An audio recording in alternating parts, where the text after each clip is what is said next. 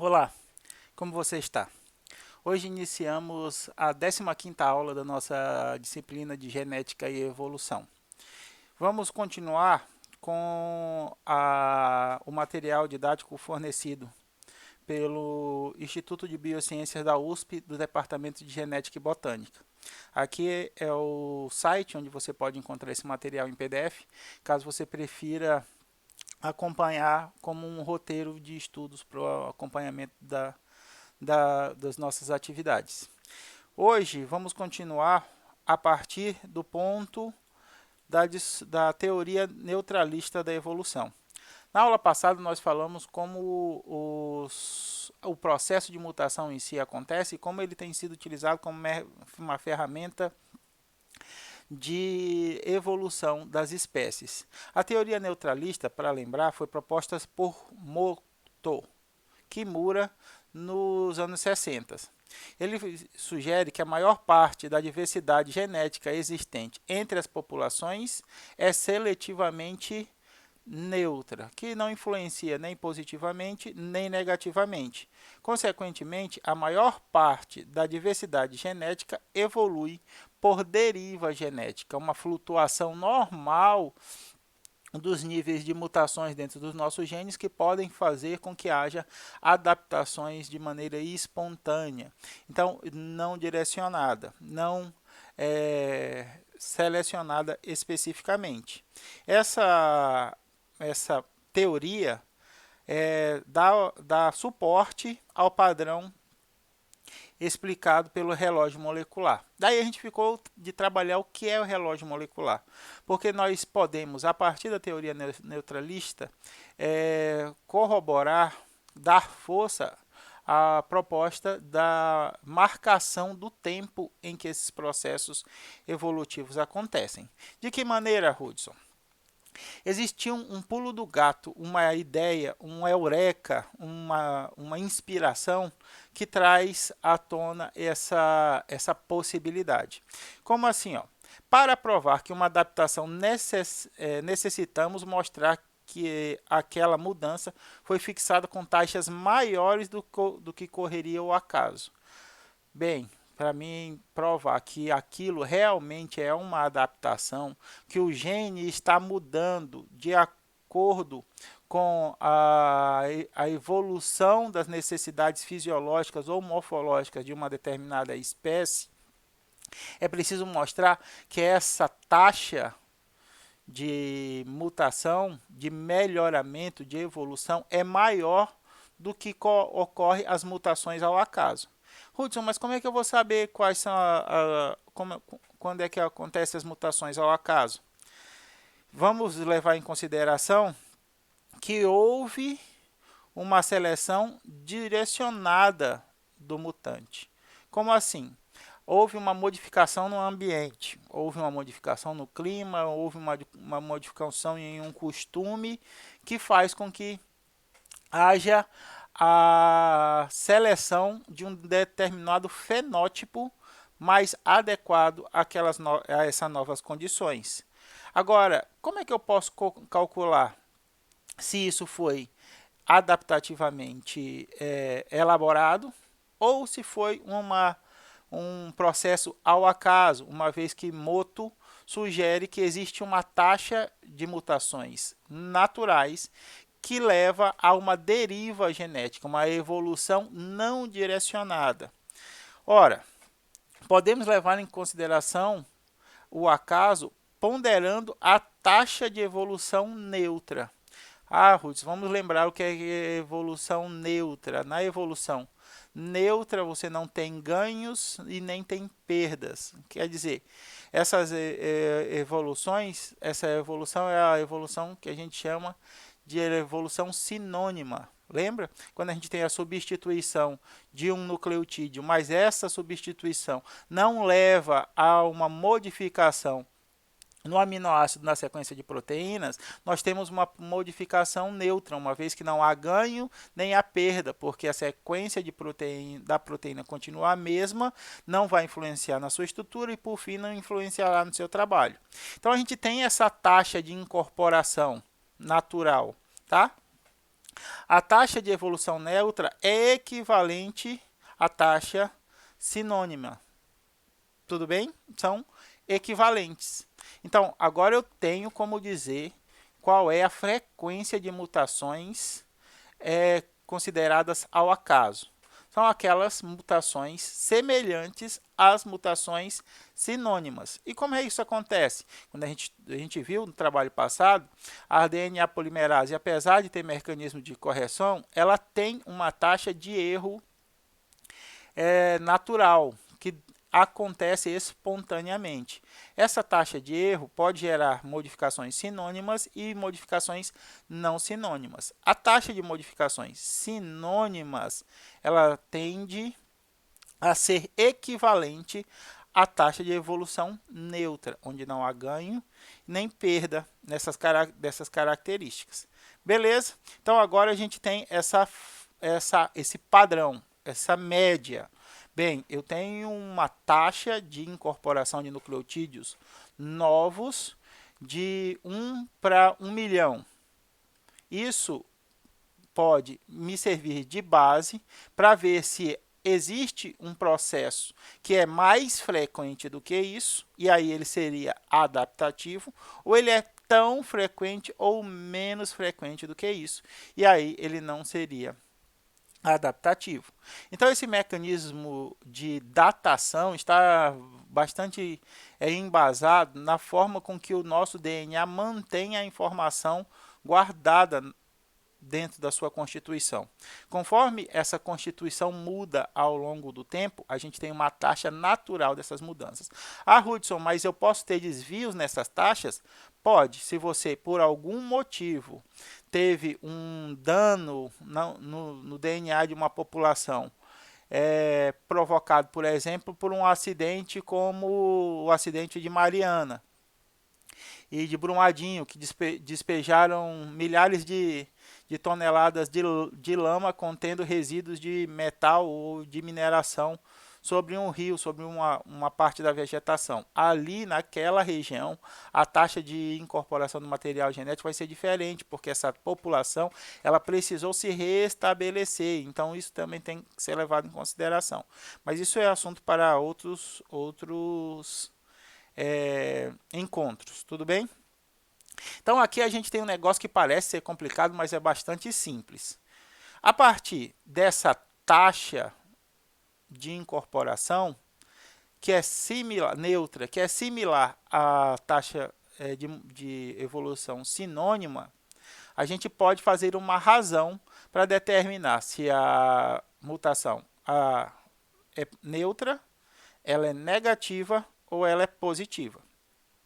Então aqui a gente tem a taxa de substituição não sinônima, aquela que gera uma mudança na sequência de aminoácidos de uma proteína, dividido pela taxa de mutação sinônima, aquela que não gera uma modificação na proteína. Tá? Então, se eu pego a taxa de um gene e faço essa razão, essa divisão, eu posso ter três possibilidades.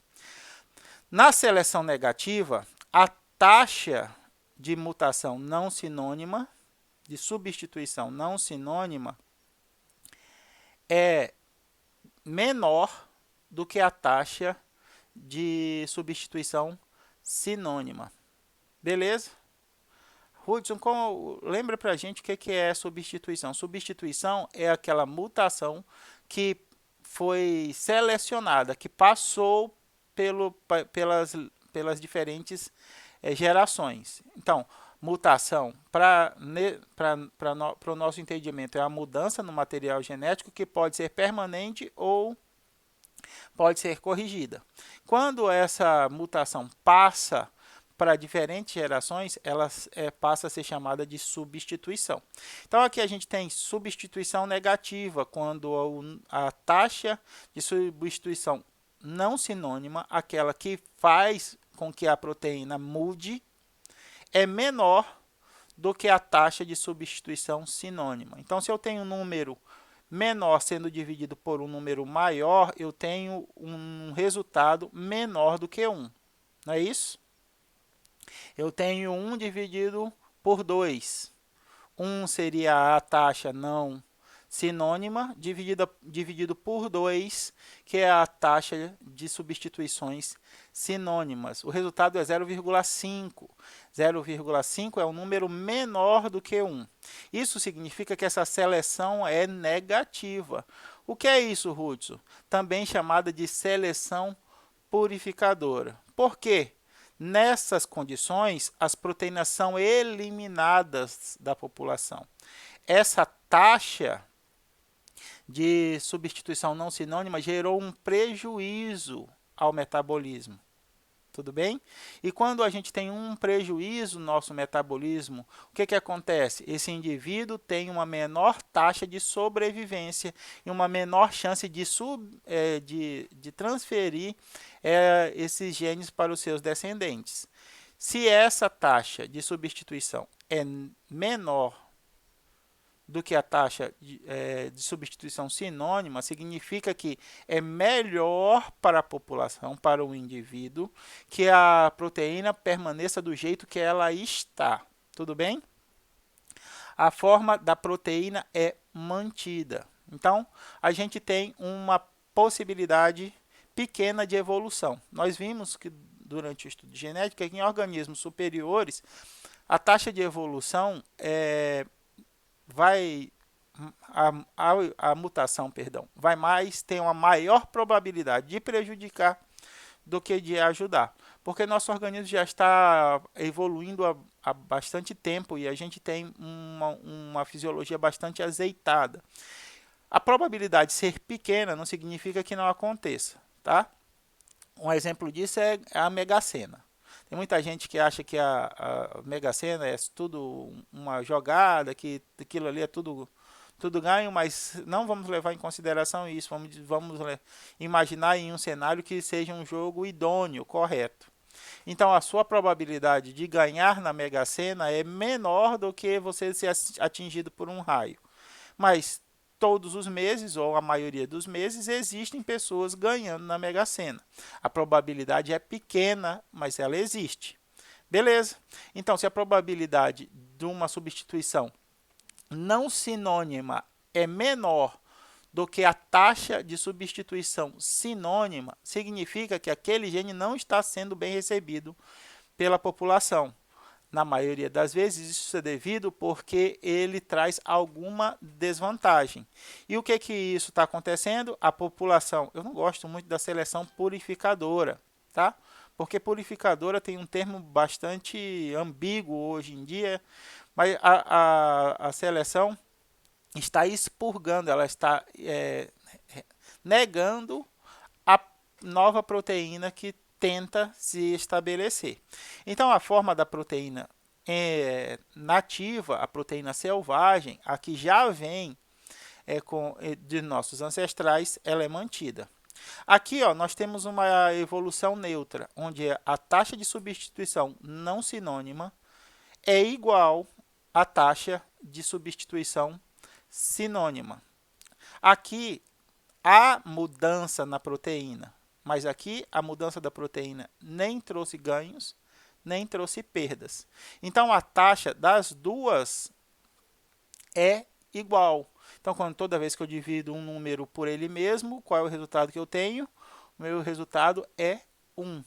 Isso significa o quê? Que mudanças em uma proteína, aquelas silenciosas, acumulam-se em taxas equivalentes. Em outras palavras, tanto faz ser a proteína mutada, a proteína nova ou a proteína selvagem. Vamos usar o termo selvagem, deixa eu falar com vocês, como a antiga, a anterior. Tudo bem? Não a selvagem da Amazônia, de dentro do mato. A selvagem é a antiga, é a antecessora. Tudo bem? Porque é assim que está descrito nos artigos quando a gente está lendo a evolução dos genes. O gene selvagem é o gene primordial. A partir do gene selvagem, há mutações e aí há o aparecimento de diferentes fenótipos. Beleza? E aqui a gente tem, por fim, a seleção positiva, onde a taxa de substituição não sinônima é maior do que a taxa de substituição sinônima. Isso significa o quê? Quando eu tenho um número maior dividido por um número menor, esse valor esse valor tende a ser maior que 1. Então, se eu tenho 2 dividido por 1, o resultado é 2 e ele é um número maior que 1. Então, a gente tem aqui, ó, também chamada de seleção diversificadora ou evolução molecular adaptativa. Novas proteínas são mantidas na população numa taxa maior do que a taxa ao acaso. Qual é a taxa ao acaso? É a taxa da evolução sinônima. Tudo bem? Substituição sinônima. Portanto, são selecionadas. Quando uma proteína, um gene modificado, traz alguma vantagem ao seu portador, esse portador tem uma maior probabilidade de sobrevivência, uma maior probabilidade de transferência da sua informação genética. Em alguns milhares de anos, esse gene recém-estabelecido, recém-formado, construído, vai se espalhar pela população, porque ele traz uma vantagem em relação ao seu gene selvagem. Então, nós temos 3 possibilidades para o surgimento de uma seleção. A evolução pode se dar por seleção negativa, quando a taxa de substituição não sinônima é menor do que a taxa de substituição sinônima. Então, meu resultado é menor do que 1. Isso significa que a nova proteína, o novo gene, não está favorecendo, ele está prejudicando a sobrevivência do indivíduo e, por isso, a tendência da população é manter a proteína selvagem.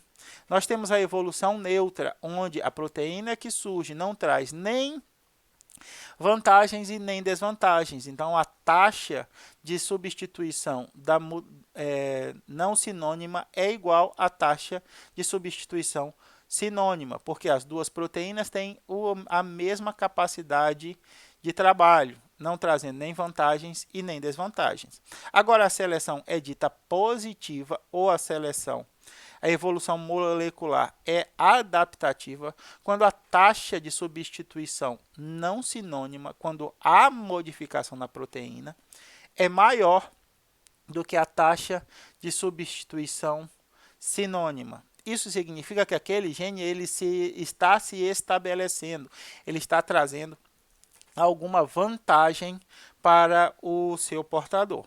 Tudo bem? Aí aqui a gente tem o filtro seletivo.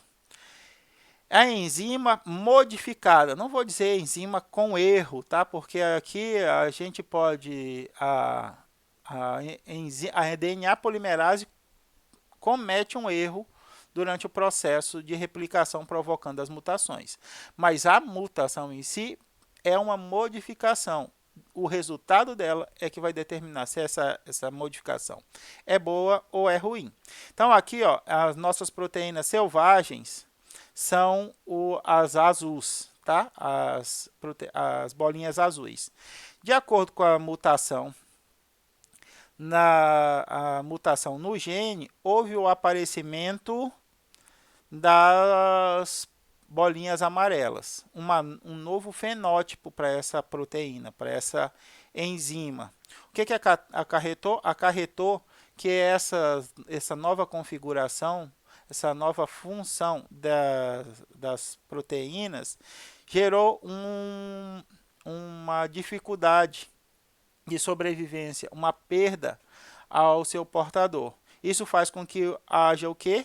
Haja uma pressão que selecione as proteínas selvagens, porque essas já estão estabelecidas na comunidade, na população. Beleza? Então aqui ó, a gente tem a eliminação das proteínas mutadas, as proteínas novas, e a manutenção das proteínas selvagens. Na seleção neutra, a gente tem tanto proteínas mutadas quanto proteínas selvagens trabalhando da mesma forma, não havendo nem ganho, nem perda, tudo bem? Então, a pressão do ambiente não vai exercer essa função de separação, de eliminação da nova mutação, do novo caráter. E, por fim, nós temos a evolução positiva, a seleção positiva, onde o novo fenótipo, a nova conformação da proteína derivada da mutação vai ser selecionada positivamente, porque os indivíduos tendem a ter alguma vantagem em relação aos que não apresentam essa característica. Minha figurinha está travada, ó. Não sei o que está acontecendo. Mas vou deixar assim mesmo, porque parece que o áudio está funcionando. Ainda tenho que ver isso, ó. Minha movimentação não está correspondendo com a figurinha. Mas vamos lá, vamos assim mesmo. Melhor do que a última aula, que a figurinha ficou travada desde o minuto 20, eu só fui perceber no minuto 40. Então vamos tratar a respeito do relógio molecular propriamente dito. Uma vez que agora nós sabemos que as mutações neutras ou as mutações sinônimas podem servir como base para determinar se uma proteína ela está evoluindo adaptativamente ou se não, se esse processo acontece ao acaso, ou se ele acontece numa velocidade maior do que aconteceria no acaso, a gente consegue estabelecer o que nós chamamos de relógio molecular. Como é que começou essa história de relógio molecular, Hudson? No início da década de 60, no mesmo período em que Mokoto não. Por que eu tenho esse negócio de Mokoto? Moto estava estabelecendo a teoria da evolução neutra. O que os outros pesquisadores estavam fazendo? 3 outros pesquisadores, de maneira independente, trabalhando com 3 outras proteínas, 3 proteínas diferentes, estabeleceram o mesmo resultado. Qual o resultado? Em 62, Zuckerhand e Pauling, o Pauling, verificaram que a taxa evolutiva da hemoglobina era aproximadamente constante. Bem, a taxa de evolução adaptativa dessa proteína parece ser constante. Mas será que isso é característico da hemoglobina ou outras proteínas também têm a mesma taxa? Em 63, Margoliouth constatou o mesmo por citocromo C. Citocromo C é aquela proteína que está dentro da cadeia transportadora de elétrons, lá dentro da mitocôndria, tá bom? Também é bastante responsável por processo de apoptose, uma série de outras coisas. Hemoglobina não preciso falar, que está relacionada ao processo de transporte de oxigênio. Todas as proteínas são muito críticas para a nossa sobrevivência. Indivíduos que têm modificações nessas proteínas têm grandes chances de ter uma desvantagem tão grande que não se tornem viáveis. Tá? Posteriormente, Dolitt, em 64, obteve o resultado semelhante para o fibrinopeptídeos. Peptídeos são pequenos fragmentos de proteínas de até 20, então discute-se muito tamanho, até quantos peptídeos são. Existem pessoas que dizem que é menos que 10, outros que até 20 aminoácidos são considerados peptídeos. O importante é saber que é a origem proteica, só que de tamanho reduzido. Então são os peptídeos relacionados, acho que a coagulação sanguínea, não tenho certeza, porque esse fibrino vem de fibrinogênio, que está relacionado à coagulação, tá? Não tenho certeza, mas depois eu posso verificar. Beleza, 3 proteínas extremamente importantes para a manutenção da nossa homeostase, tem uma taxa de evolução razoavelmente constante, tá? Se você pegar uma população em que não houve nenhum um evento excepcional, um extermínio, nenhum ataque, essa população ela cresceu de forma homogênea, natural, a taxa de adaptação dessas proteínas é mais ou menos a mesma. Pronto, aí agora temos uma base para que a gente possa estabelecer algumas hipóteses. Tá? Então, o que isso significa? Taxas evolutivas constantes ao longo das linhagens significam que as proteínas sofreriam substituições de forma aproximadamente constante ao longo do tempo, assim como Moto havia sugerido. Moto sugere a deriva genética, a deriva gênica, baseada na taxa de substituição gerada pelos erros da polimerase em seu processo natural. Existe uma relação linear entre o número de substituições da proteína e o tempo. Ora, se o tempo médio da célula for mantido, a taxa de replicação do seu material genético também é mantida e a taxa de incorporação de novos nucleotídeos ao gene já estabelecido é aproximadamente a mesma. Concordam? Conseguem? Não sei se vocês estão conseguindo visualizar. Se a célula vive, vamos dizer, 18 meses. A cada 18 meses, ela tem que se multiplicar. Beleza? Para dar origem a nova célula e tudo mais. Então, a taxa de incorporação desse novo nucleotídeo é de 18 meses. Então, quando há replicação, ocorre o processo de erro, ocorre o processo de reparação e a taxa média de incorporação dos erros é de aproximadamente 18 meses, tudo bem? Pode ocorrer eventos que distorçam esse parâmetro, mas se você procura uma população em que não há essas distorções temporais, essas distorções ambientais, uma população com desenvolvimento homogêneo, essa taxa de incorporação é mais ou menos a mesma. Então, o número de substituição e o tempo estão relacionados. Era como as substituições ocorressem como a batida de um relógio. Por isso que é chamado de relógio molecular. Na verdade, isso daqui é uma forçação de barra. É como se você monitorar o tempo. O objeto que a gente usa para monitorar o tempo é o relógio. Tudo bem? Então, dá-se aí o nome de relógio molecular. E o fenômeno ficou conhecido por esse nome, relógio molecular. Aí aqui a gente tem um gráfico que pode facilitar a nossa compreensão. Só deixa eu ver se está tudo bem aqui, porque agora eu estou com psicopatia. Minha figurinha travou mesmo e vamos assim, tá? Porque eu estou com medo de perder o resto do coisa toda. Deixa a figurinha travada aí. Aqui ó, a gente tem dos dois eixos. No primeiro eixo, nós temos milhões de anos, tá? Isso daqui é bastante importante, eu vou dizer para vocês. E aqui, substituição dos nucleotídeos, a taxa de substituição dos nucleotídeos. Então, quanto menor o tempo, menor a taxa de substituição de nucleotídeos. Quanto maior o tempo, maior a taxa de substituição dos nucleotídeos. Isso porque por mais processos, essa célula passou por mais processos de replicação. Cada processo de replicação pode gerar uma nova mutação. Cada nova mutação pode gerar uma nova substituição. Tudo bem? É tipo... não é. Já ia falar que nem motorista.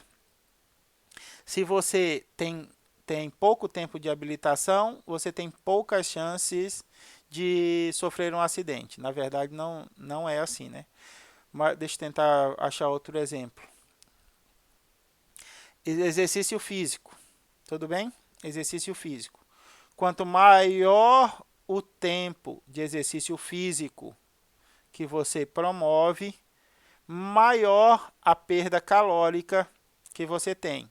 Por quê? Porque quanto você tem um histórico de acúmulo de perda pelo longo período de exercício que você faz. Então, quando você começou, você perdeu tão pouca caloria que não é perceptível. Conforme os meses vão se passando e o acúmulo das perdas calóricas está sendo gradativamente aumentado pelo acúmulo do tempo de exercício, você tem a percepção da mudança no seu organismo, no seu corpo. Tudo bem? Qual é a diferença aqui, meus amores? Que exercício físico é em meses, tudo bem? Enquanto que mudança de substituição de nucleotídeos é em milhões de anos. Ok? Muita gente desacredita a teoria da evolução porque não vê macacos se tornando seres humanos. Eles imaginam que o macaco vá dormir macaco e acorde ser humano, porque ele evoluiu, não é isso? Mas esses processos evolutivos eles não são perceptíveis pelo tanto de tempo que é necessário para a sua percepção. Uma vez, uma vez eu estava vendo um vídeo e aí até brinquei com um amigo meu desse jeito. Eu sou gordo e não estou desestressado com essa característica. E tinha um outro amigo meu gordo que entrou para a academia. E aí a gente brincando entre nós, a gente chegou na reunião, ele chegou suado de tênis e tal. Eu falei, estava onde, irmão? Ele falou, estava na academia, estava praticando esportes. Eu falei, rapaz, tu tá na academia? Ele falou, tô. Falei, nem parece. Por quê? Porque ele está tão pouco tempo na academia que nenhum resultado é perceptível. Tudo bem? Agora, encontrar esse camarada 6 meses, 8 meses depois na academia, vai ser claro a mudança do da sua aparência, do seu organismo, tudo bem? A gente não consegue perceber as modificações porque o ser humano vive no máximo 100 anos. A pessoa mais antiga que nós conhecemos tem 110, 115 anos. Em 115 anos, meus amores, nós não vamos realmente perceber nenhuma modificação, mas elas podem ser verificadas com o acúmulo do tempo. Tudo bem? Isso a gente já tem diferentes formas de verificação. Então, a gente tem as presas, que algumas pessoas já nascem sem... As presas não, os dentes do juízo, eu não sei como é o nome desse dente, agora não me lembro mais. Fala aí qual é o nome. É esse aí, eu nunca lembro, só lembro do dente do juízo. Tem pessoas que já nascem sem. Hoje o dente do juízo só serve para doer, tá? E desalinhar a nossa arcada dentária. Quando ele nasce na idade adulta, aí ele precisa de espaço, desalinha todos os dentes. O que a gente tem que fazer? Tem que arrancar. Tudo bem? Por quê? Porque é uma ferramenta que está caindo em desuso, tá? Outro exemplo disso é o apêndice. O apêndice é um resquício do nosso intestino que era mais longo, que também está sendo caído em desuso. O apêndice ainda é utilizado é parte do sistema imunológico, por isso que tem muita inflamação no apêndice, né? Por quê? Porque ali tem uma riqueza de células do sistema imunológico e tal, mas ele tende a cair em desuso. E assim uma série de outras características, mas isso leva milhões de anos, tá bom? A partir dessas taxas constantes, é possível fazer algumas aproximações, tá? Algumas aferições. Por exemplo, uma relação linear entre o número de substituição e o tempo permite estabelecer relações da seguinte maneira. Se os humanos e os macacos têm aproximadamente 3% de divergência, de diferença em um determinado gene, e nós sabemos que essas linhagens se divergiram, elas se separaram há mais ou menos 8 milhões de anos, eu posso tentar calcular, a partir da avaliação desse gene, a divergência, a separação dos humanos com outra série de animais. Por exemplo, se eu pegar um gene que contém 35% de divergência entre humanos e roedores, eu posso fazer uma regra de 3 simples para determinar para estimar quanto foi o tempo de divergência, de separação entre humanos e roedores. Então, eu pego 3% está para 8 milhões, 35% está para X tempo. Se eu faço a regra de 3, provavelmente dá 93 milhões de anos. Tudo bem? Lembrando que isso é uma estimativa, tá? Dados mais robustos têm que ser utilizados para corroborar essa verificação. No entanto, se essa verificação preliminar, que é uma estimativa, já está já vai contra as proposições, as hipóteses que são levantadas, já é muito fácil descartar essas hipóteses e passar para uma nova avaliação. Então, esse tipo de aproximação ele serve para embasar estudos mais refinados, mais sofisticados, tá? Por isso, há uma relação entre o relógio e as árvores filogenéticas. Uma das consequências desse relógio molecular é que, após o evento da cladogênese, cladogênese é quando uma espécie ancestral ela se diferencia em duas novas espécies. Tudo bem? Então, a gente tem um evento de separação, de especiação. A gente tem uma espécie selvagem, ancestral, que, por modificação, dá origem a duas novas espécies. Esse é o processo de cladogênese. As duas linhagens irmãs acumulam um número próximo de substituições. Isso por quê? Porque a separação se deu tão recentemente que o número de substituições entre elas é muito parecido. Lembra lá daqui, ó, quanto menor o tempo, menor o número de mutações. Se eu e meu primo, o indivíduo que era muito proveniente proveniente da mesma espécie ancestral, estamos separados muito recentemente, existe pouca divergência entre o número de mutações, de substituições que nós acumulamos. Não é isso? Quanto maior for o tempo da cladogênese, maior a divergência de substituições. Então, logo no início da separação entre as duas espécies, o número de substituição é aproximadamente o mesmo. Isso aqui ó, dá para ver por esse esquema.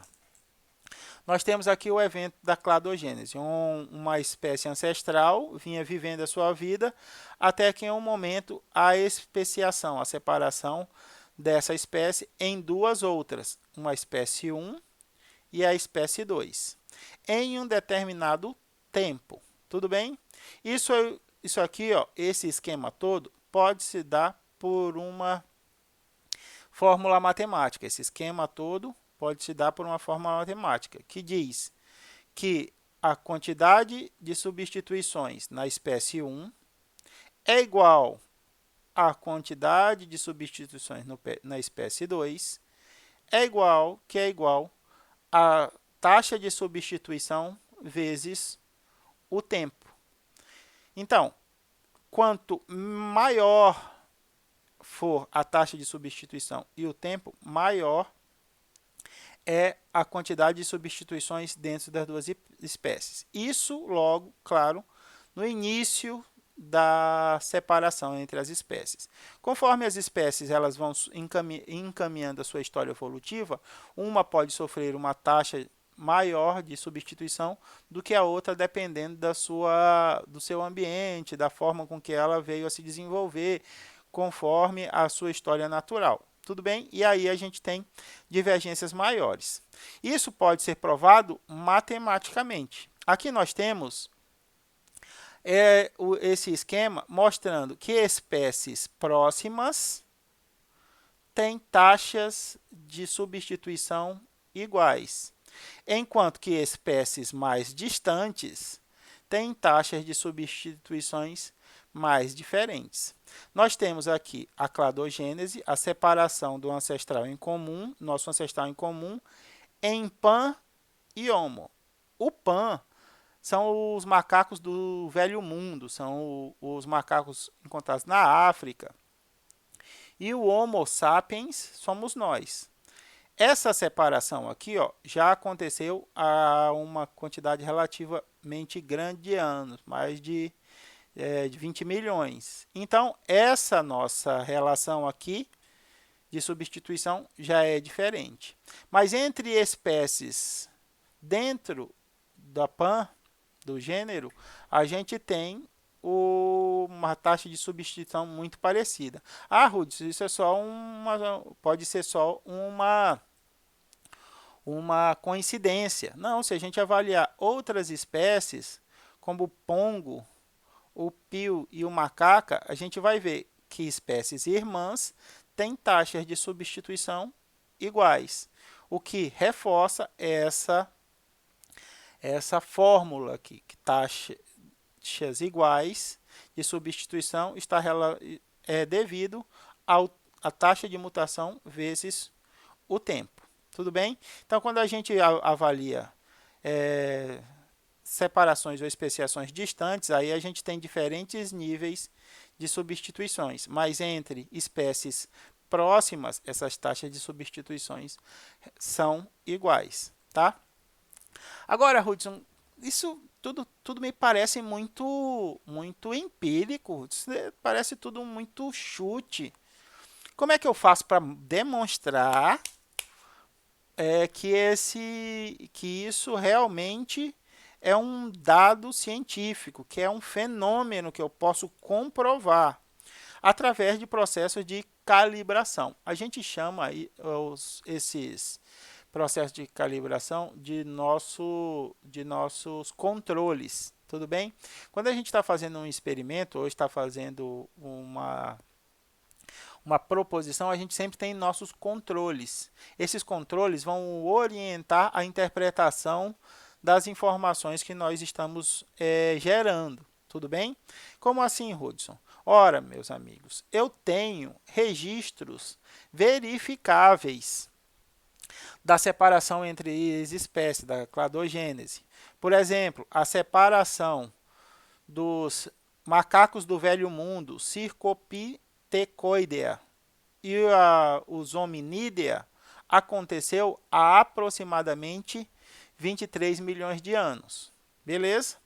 A partir disso, eu consigo estabelecer as diferenças de substituição e usar essa taxa que foi estabelecida como padrão de verificação das demais taxas, para que eu consiga determinar se isso é possível ou se não é. Então, eu pego lá as taxas dos macacos do Velho Mundo e dos hominídeos e faço a verificação para estabelecer o tempo dessa maneira de aproximação aqui. Tudo bem? Então, como isso é verificável? Eu estava procurando e achei essa reportagem na Veja. Descobertas, não sei, ó, disso daqui foi 2013, tá? Descobertos os mais antigos fósseis hominídeos e macacos do Velho Mundo. Achado reforça a hipótese que a linhagem dos hominídeos que deu origem aos seres humanos se separou dos macacos do Velho Mundo há pelo menos 25 milhões de anos. E aqui está a estrutura do fóssil, tá vendo? Esse foi um artigo publicado na Nature. A instituição que produziu foi a Universidade de Ohio, dos Estados Unidos, e ele descreve o resultado assim. A descoberta de dois fósseis mais antigos de hominídeos e macacos do Velho Mundo fornece pistas que podem confirmar a hipótese de que as duas linhagens de ordem se separaram evolutivamente entre 25 e 30 milhões de anos. Beleza?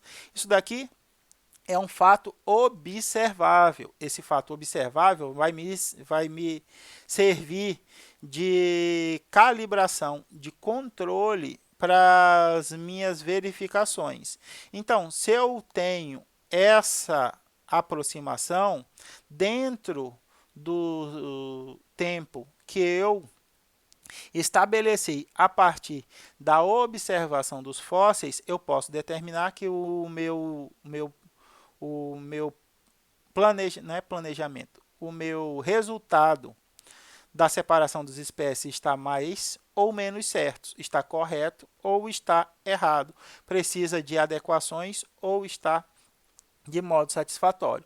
Então, quando a gente está fazendo a árvore genealógica e a gente está usando o relógio molecular como parâmetro dentro dessa árvore, porque você pode construir uma árvore genealógica sem o relógio molecular, tudo bem?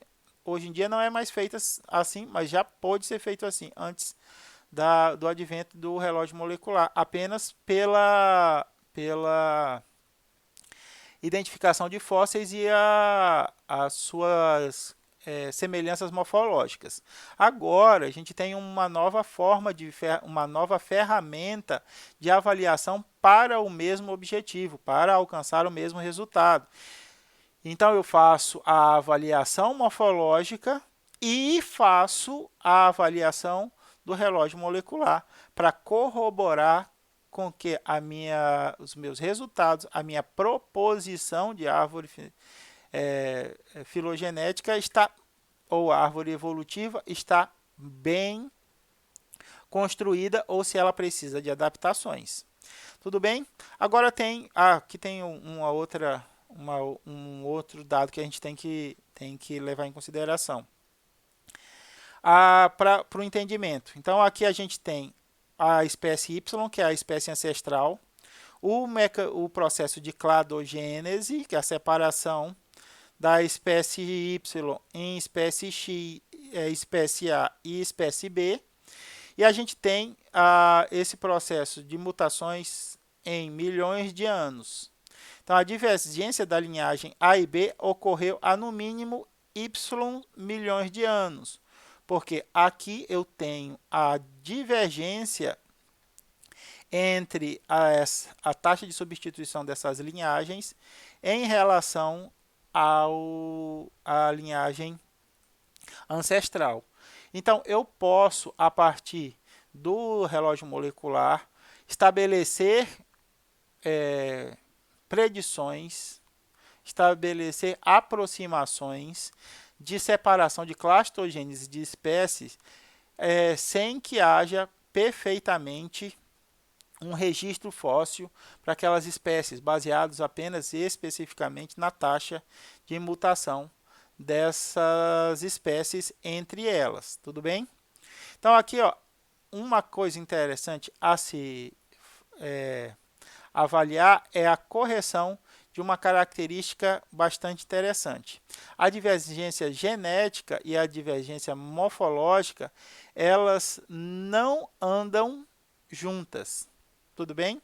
E isso deve ser levado em consideração durante o processo de avaliação ou processo de construção de uma árvore filogenética. Um fóssil é associado a uma linhagem porque eles apresentam características morfológicas compartilhadas. Então, esse fóssil é dessa linhagem porque ele compartilha a estrutura do crânio, ele compartilha o tamanho dos membros, ele compartilha uma série de características que podem ser avaliadas. Entretanto, contudo, todavia, a diferença morfológica raramente acompanha a divergência genética. A divergência genética acontece primeiro porque nós temos as divergências neutras, lembram? Para depois as divergências genéticas gerarem as substituições não sinônimas que vão alterar a morfologia. Então, quando falamos em tempo de divergência, o tempo de separação entre duas espécies, nós estamos falando da divergência genética, quando essas espécies começaram a geneticamente se separar, a geneticamente se diferenciar. Então, aqui nós temos um exemplo. Aqui nós temos a espécie ancestral. Ela passa por um processo de cladogênese, da separação em duas novas espécies. Percebam aqui, como essas espécies são muito recentemente formadas, a taxa de substituição delas é igual. A gente viu isso aqui, ó.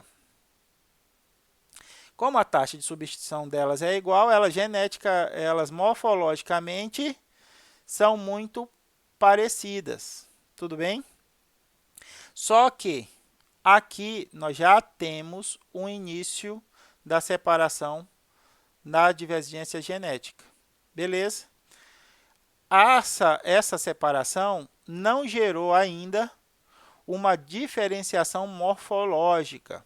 Com o tempo de separação, essas divergências vão se diferenciando, essas divergências vão se diferenciando. Olha isso, preste atenção. Essa diferença aumenta, e aí a diferença genética aumenta, e aí a gente tem uma verificação dessa diferenciação na morfologia. E quanto maior o tempo, aí maior ainda tanto a separação genética quanto a divergência morfológica. Tudo bem? Então, quando a gente está falando de divergência, a gente está falando da divergência da separação genética, quando essas espécies começaram a acumular modificações no genoma que permitiram essa separação. A partir daí, o acúmulo de substituições nessas diferentes espécies recém-formadas vai gerar as modificações morfológicas observadas. Então, primeiro a gente tem a modificação genética, que morfologicamente é pouco observada, e em seguida o acúmulo de substituições dessas novas espécies gera uma divergência genética e o aparecimento, o surgimento dessas novas características morfológicas. Beleza? Portanto, o tempo de registro fóssil é menor que o tempo de divergência genética. Quando eu chego a verificar no fóssil que o crânio de um determinado homo é maior do que o outro, ou a mandíbula é mais prolongada, ou a mandíbula é mais recuada, os membros superiores são mais alongados ou menos alongados, isso eu estou vendo apenas as características morfológicas. E a gente acabou de ver que para que essas características morfológicas sejam visualizadas, necessitou-se anteriormente de um tempo de divergência genético maior. Então, quando a gente está falando de divergência morfológica, o tempo de separação morfológica ele é menor em relação ao tempo de divergência genético. Então, aqui a gente tem a divergência genética acontecendo, mas as duas espécies são morfologicamente muito parecidas, tudo bem? Porque elas acumulam taxas de substituição muito próximas. O que acontece?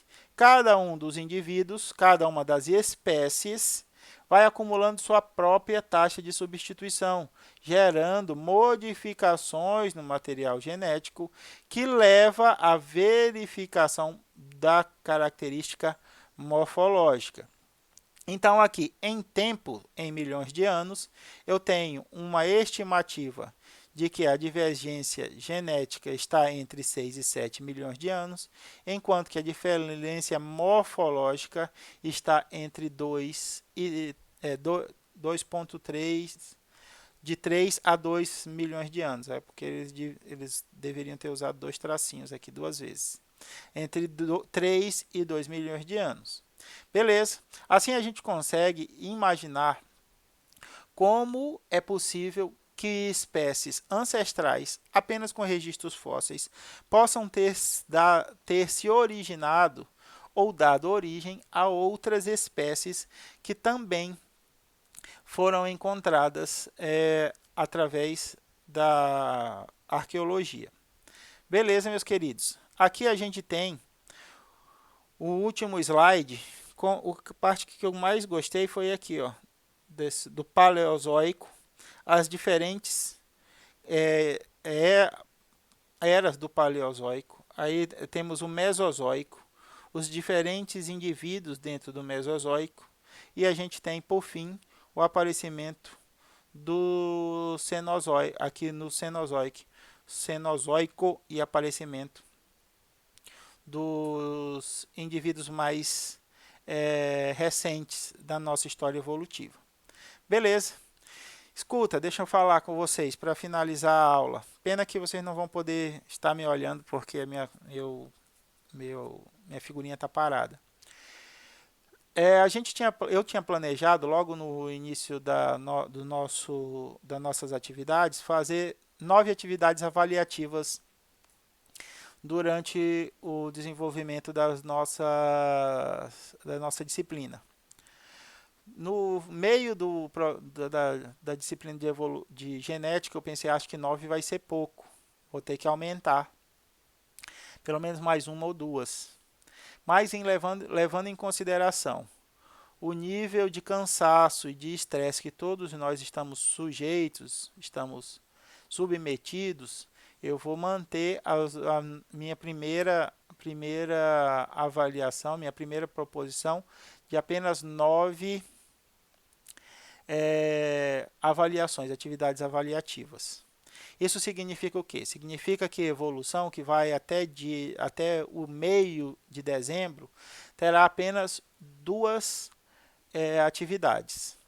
No entanto, todavia, contudo, elas não serão menos trabalhosas do que fazer as de genética. Não é porque são menos atividades que essas atividades serão menos trabalhosas. O que eu quero? Na parte inicial de evolução, que a gente está falando agora de evolução molecular, depois a gente vai falar de evolução, natureza da evolução, evolução adaptativa e evolução neutra.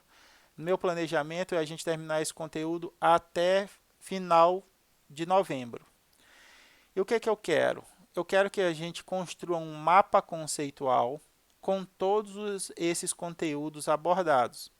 Evolução molecular, natureza da evolução, evolução neutra e evolução adaptativa.